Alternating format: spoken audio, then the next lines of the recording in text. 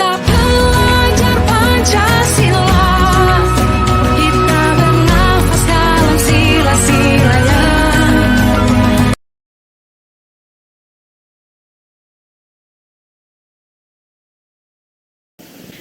Memandu proses pembuatan kesepakatan kelas pada murid kelas 1 SD misalnya, tentu akan berbeda dengan murid kelas 5 SD.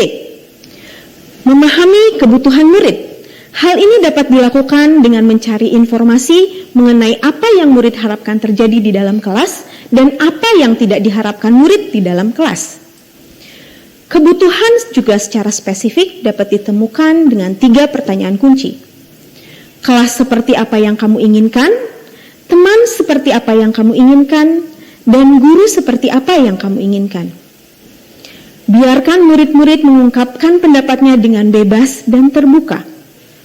Untuk murid-murid yang lebih besar, mulai kelas 3 ke atas, mereka dapat menuliskan jawaban pertanyaan pada sticky notes.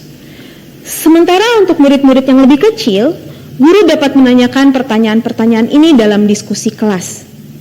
Guru juga dapat menjelaskan pertanyaan-pertanyaan dengan bantuan gambar-gambar perilaku yang diharapkan dan tidak diharapkan.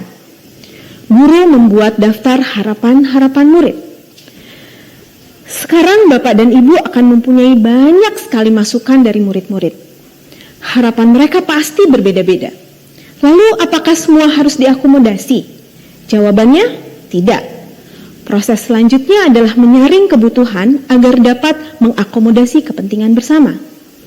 Diskusikan bersama murid kepentingan mana saja yang merupakan kepentingan bersama. Sisihkan poin-poin yang bukan kepentingan bersama. Pemahaman akan kebutuhan bersama yang mampu mengakomodasi kebutuhan individu sangat penting. Wah, ternyata daftar kepentingan bersama masih cukup panjang. Mari kita lakukan pengelompokan kebutuhan. Lalu, susun berdasarkan skala prioritas. Apa saja yang sangat dibutuhkan untuk mencapai kelas yang kondusif?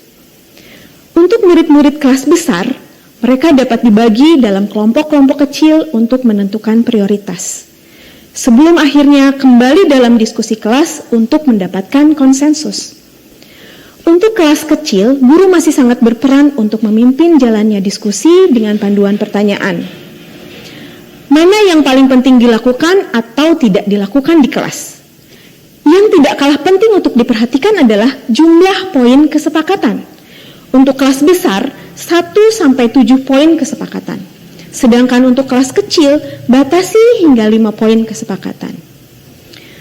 Minta murid untuk melihat kembali poin-poin yang telah disepakati bersama. Tekankan pada murid bahwa setiap poin akan ditinjau ulang setiap kali ada pelanggaran terjadi. Diskusi konsekuensi dibutuhkan jika pelanggaran kesepakatan terjadi. Untuk murid kelas kecil, kesepakatan kelas dibuat dengan menggunakan gambar-gambar agar isi kesepakatan lebih mudah dimengerti. Terakhir, sahkan kesepakatan bersama dengan menempelkan poin-poin kesepakatan di dinding kelas. Gunakan cara yang menarik untuk mengesahkannya. Misalnya dengan menempelkan foto seluruh anggota kelas pada lembar kesepakatan, menandatangani kesepakatan, menuliskan nama, dan lain sebagainya.